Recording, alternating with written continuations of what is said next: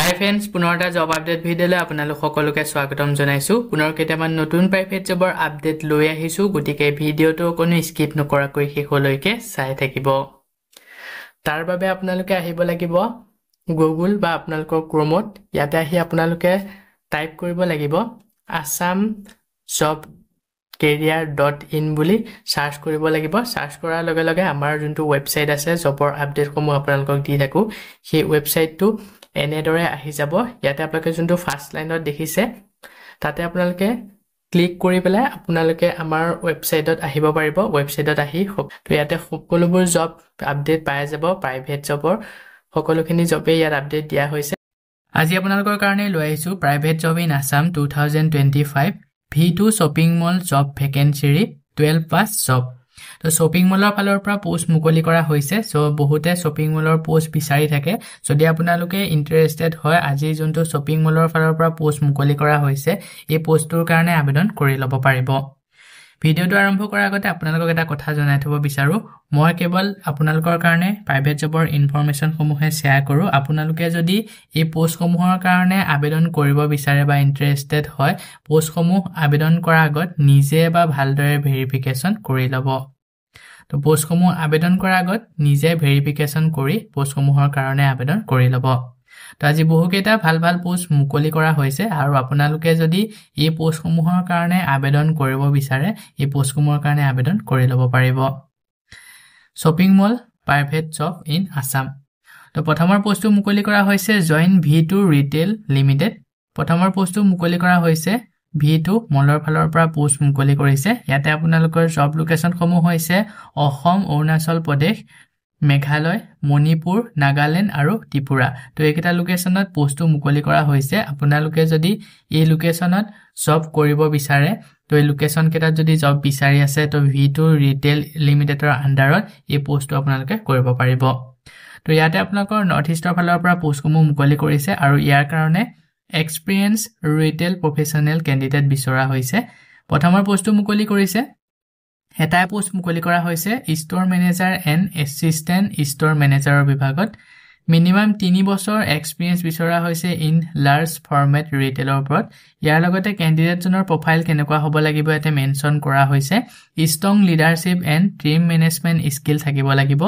প্ৰভেন track record in retail operation and target achievement, excellent communication and organisational abilities. তো এইখিনি আপোনালোকৰ profile বিচৰা হৈছে, আপোনালোকৰ ক্ৰাইটেৰিয়া বিচাৰিছে। যদি ইলিজিবল হয়, ইচ্ছুক প্ৰাৰ্থীসকলে পোষ্টটোৰ কাৰণে আবেদন কৰি ল'ব পাৰিব। আবেদন কৰিবৰ কাৰণে ইয়াতে যোনটো মেইল দিয়া হৈছে তাতে আপোনালোকৰ আপডেটেড ৰিজিউম বায়'ডাটা চেণ্ড কৰি পোষ্টটোৰ কাৰণে আবেদন কৰি ল'ব পাৰিব। ইয়াৰ লাষ্ট ডেট দিয়া হৈছে 11 ডিচেম্বৰলৈকে। পোষ্টটো যদি শ্বৰ্ট লিষ্টেড হয়, আপোনালোকক ইণ্টাৰভিউৰ কাৰণে যোগাযোগ কৰা হ'ব।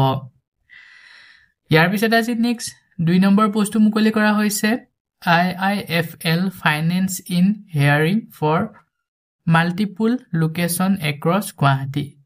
তো পোষ্টটো মুকলি কৰা হৈছে ফাইনেন্সৰ ফালৰ পৰা আৰু এই পোষ্টটো গুৱাহাটী মুকলি কৰা হৈছে। মাল্টিপুল লোকেশ্যন গুৱাহাটী মাল্টিপুল লোকেশ্যনত পোষ্ট মুকলি কৰিছে।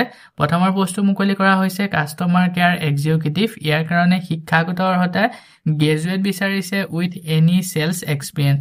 তো গ্ৰেজুৱেট হ'ব লাগিব, লগতে চেলছৰ ওপৰত এক্সপিৰিয়েঞ্চ বিচৰা হৈছে, এনি চেলছ। ফ্ৰেছাৰ কেন এপ্লাই। এই পোষ্টটোৰ কাৰণে যোনসকল ফ্ৰেছাৰ কেণ্ডিডেট তেওঁলোকেও আবেদন কৰিব পাৰিব বুলি ইয়াতে মেনশ্যন কৰা হৈছে। তো ফ্ৰেছাৰসকলেও পোষ্টটোৰ কাৰণে আবেদন কৰিব পাৰিব।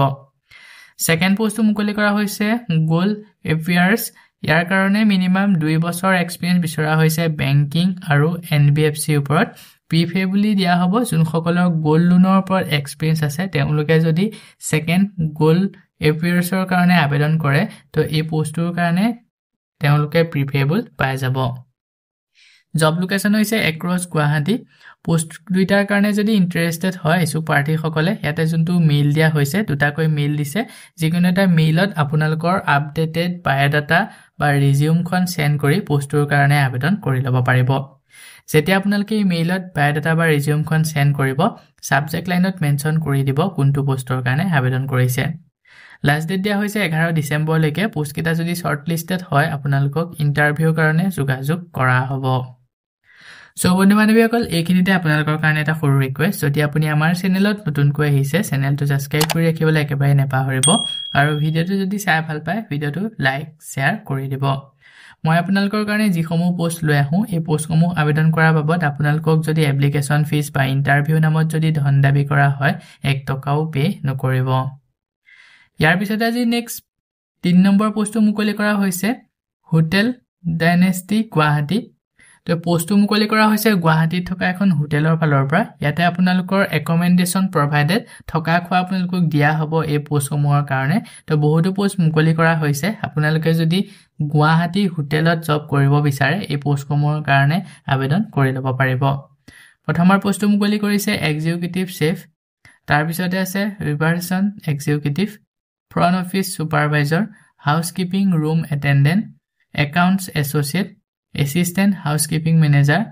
PA to MD, FMB Steward আৰু Bartender তো বহু কিটা পোষ্ট মুকলি কৰা হৈছে হোটেলখনৰ ফালৰ পৰা আপোনালোকে যদি পোষ্টসমূহৰ কাৰণে ইন্টাৰেষ্টেড হয় ইছুক প্ৰাৰ্থীসকলে ইয়াতে যোনটো মেইল দিয়া হৈছে তাতে আপোনালোকৰ আপডেটেড বায়োডাটা বা ৰিজিউমখন সেন্ড কৰি দিব আৰু সাবজেক্ট লাইনত মেনশন কৰি দিব ওপৰৰ কোনটো পোষ্টৰ কাৰণে আপুনি আবেদন কৰিছে লাষ্ট ডেট দিয়া হৈছে 10 ডিসেম্বৰ লৈকে আজি তাৰিখলৈকে ইয়াৰ লাষ্ট ডেট দিয়া আছে যদি আপোনালোকে ইন্টাৰেষ্টেড হয় ইছুক প্ৰাৰ্থীসকলে অতি সোনকালে আবেদন কৰি ল'ব পোষ্ট কেইটা যদি শৰ্ট লিষ্টেড হয় আপোনালোকক ইন্টাৰভিউৰ কাৰণে যোগাযোগ কৰা হ'ব ইয়াৰ পিছতে আজি নেক্সট 4 নম্বৰ পোষ্টটো মুকলি কৰা হৈছে Shadowfix and Fast Going Last Mile Logistic Company ফালৰ পৰা পোষ্ট মুকলি কৰিছে এই পোষ্টটো মুকলি কৰা হৈছে Shadowfix and Fast Going Last Mile Logistic Company ফালৰ পৰা ইয়াতে বহু কেইটা পোষ্ট মুকলি কৰা হৈছে জব লোকেশনটো হৈছে গুৱাহাটী দুটা পোষ্ট মুকলি কৰিছে